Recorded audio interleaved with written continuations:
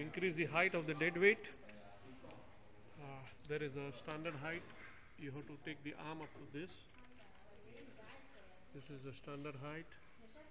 Around that, this counterweight has to be increased. Then you fix the blade on the roller. You take the blade by revolving the roller. Tighten the upper bolt. You fix it properly. Yes. Tighten this.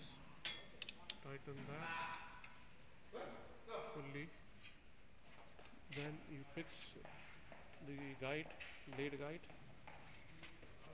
Then you have to remove the, tighten this again.